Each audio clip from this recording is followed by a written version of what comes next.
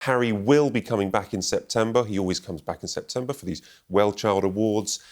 We do know that the setup is when Harry says he's going to come to the UK, he has to give 28 days or 30 days notice. When he does that, the procedure is he is offered Buckingham Palace, which will happen again. It will click into force when he comes over in September. After everything that happened earlier this month with the toing and froing, he caused the King's patience to snap. Is this the right decision? Should he be giving Buckingham Palace? Will he behave himself this time? Go on. I mean, honestly, offering something like Buckingham Palace to two of the most hated royals, Harry and Meghan, is a really, really bad move, in my view. I don't agree with it. I think that Harry faffed around way too much last time, and there are no consequences now for his actions. He's being offered it once again. I do think it is an olive branch from the King, absolutely, but I don't think it's the right move. Is he just being the bigger guy then? Is Charles just being, and the royal household as a whole, just rising above it, and giving Harry another chance? Yeah, he's 77 years old. He's still being treated for cancer, as we know. And, it was such a mess last time and so avoidable again. I mean, again and again, these avoidable things happen. So I disagree. I think just make it happen. Let them stay there. Obviously, the security is in place when they're behind those palace railings. And, he just wants some sort of rapprochement with his son, doesn't he? He's 77 years old. He hasn't, since they were evicted from Frogmore, which I think was 2 or 3 years ago, it was just up 6 months after Queen Elizabeth II died, so my maths are terrible. But after they were evicted from Frogmore, they haven't had a UK base. So Buckingham Palace has always been offered to them whenever they come. Why haven't they accepted in the past? Why has it always ended up with a bit of a row and a bit of a toing and froing, and then they've, gone in a hotel instead? Well, it's the standoff on the security question, which still isn't resolved, and Harry has appealed to the new Labour government to assess it again. So he hasn't brought Meghan and he hasn't brought the children until very recently because of that ongoing row about security. So it's a mess. I mean, it's just such a mess. I think they should just sort it out.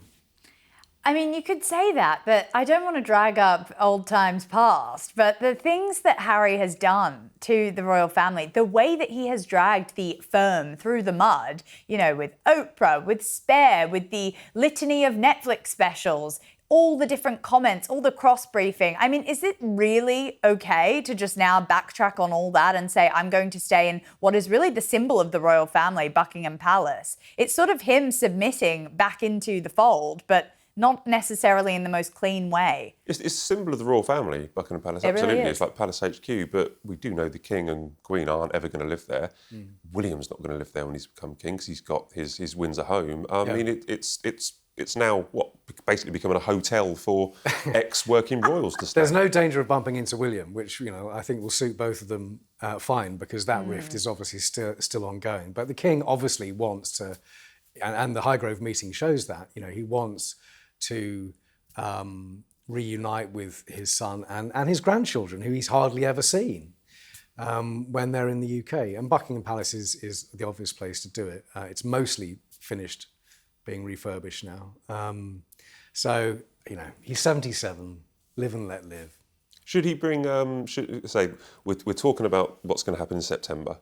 Early this month was complete chaos because Meghan and the children were coming over. He never normally brings Meghan and the children when he comes over in September.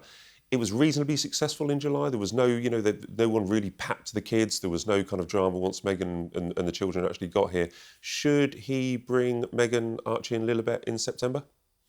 I mean, school will be in, so I think that will be definitely a consideration. Do you think the children will be back at school? Yeah, I think that they will be back at school. I don't think that they'll pull them out to go and do this very hectic tour in September. But I think, them actually stepping foot in the United Kingdom after all those years just a couple of weeks ago was a massive triumph in some sort of way.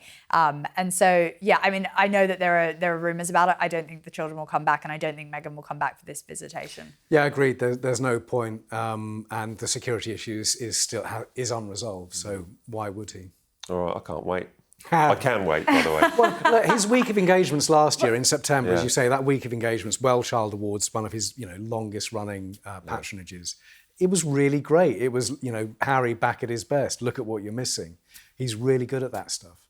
He's famously, he has rows with the royal household going back many, many years. And famously, there was a row about Buckingham Palace, whether he was actually going to stay there or not, whether he actually accepted the invite in time, caused the king's patience to snap.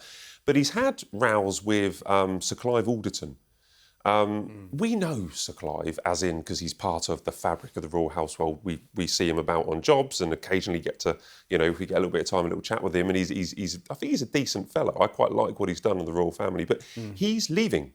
Why? Who is? Can you tell our viewers who Simon is and who Clive is and why he's leaving?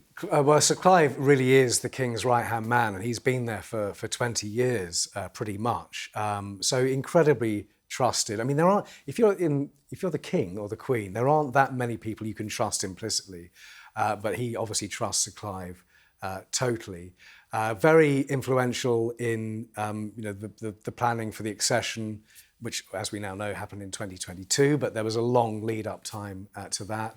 They were worried about how that would go. I mean, this is sort of forgotten now, but that week they were worried how it would go. It went really well. There was a huge amount of warmth and sympathy towards the king and the family.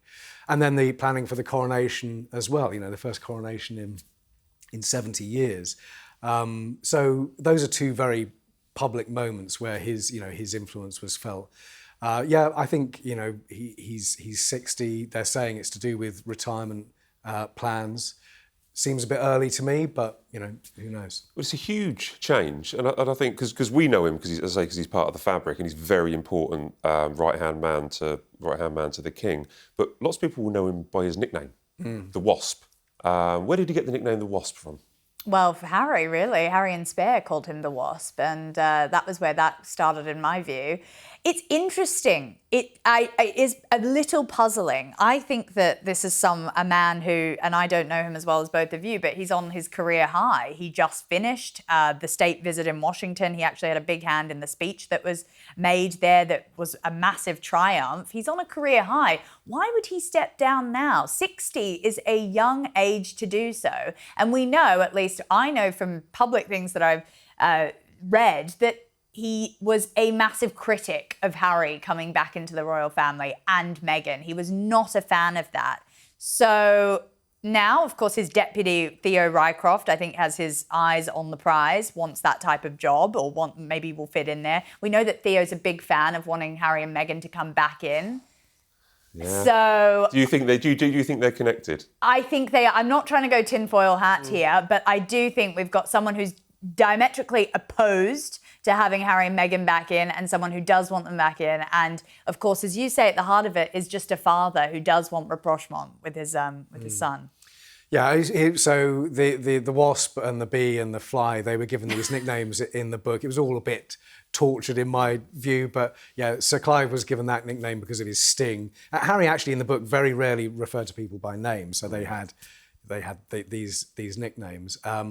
And Harry obviously is still bruised by what he thought was an offer of a hybrid role, half in, half out, which was then whipped away when he got to Sandringham for the Sandringham summit, and which of course led to Megxit. So in the book, Harry doesn't name Sir Clive, but he calls him the Wasp. He says if you're on his list, he could give you such a stab with his outsized stinger that you would cry out in confusion. Yes, he also spoke about a lot of, side-stabbing and backstabbing that the Wasp might do, as sort of inferred to there. But yeah, I think they don't have a good relationship at all. And I have to say, I think that has somewhat been in the middle of them, of the King and Harry these past few years. I'm just speculating, of course. But no, feel free to speculate. I think it's a really interesting line because, as Simon points out, that the King has had a successful reign. I think with the coronation, it went well. Yes. The trip to Australia, that was fraught with difficulty. It went well. Even dealing with his cancer, I thought they've been excellent with getting the message across and telling us what's been happening and managing his return. But the ongoing problem is the relationship with Harry. And Samara's suggesting that that there are suggestions that he's not retiring because he's 60, but because maybe getting him out the way could improve relations between the King and Harry. Well, we will see, won't we? Well, we will see over the next year or so. Though? Or is that conspiracy theory? Well, I mean, next time bring a tin hat in. Okay? No. I want to see it. Just wait until I'm proven right. In a tin hat. I think it's bigger than that. But the Harry and the Sussex issue is a little local difficulty which they've got, has been mishandled, and they've got to sort it out. But I don't think it's the main issue. We'll find out. I mean, look. I think it's one of the biggest issues for the king. I think it is the thorn in his side. I think he genuinely needs to know how to navigate this, and he's finding it very hard separating his role as the king from his role of being a father. And, it does puzzle me that Sir Clive Alderton is stepping down now when he's doing a job that he's waited decades to do.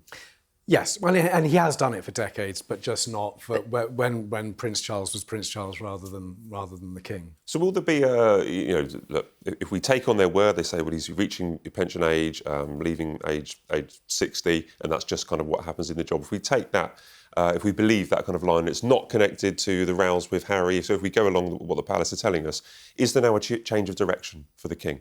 Is there now, he's been there for many years, he's very well respected.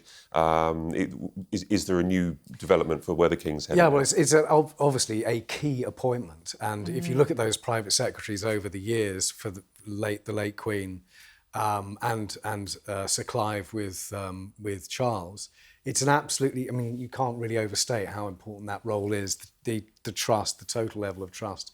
So, and ultimately, of course, Charles and Camilla will be the people who appoint.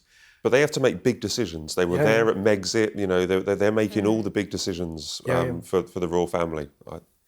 Yeah, and it'll be very interesting to see who gets it. I mean, there are various people who've worked with Charles in the past who might go for it, and you've mentioned another name there. So yeah, we'll just have to wait and see.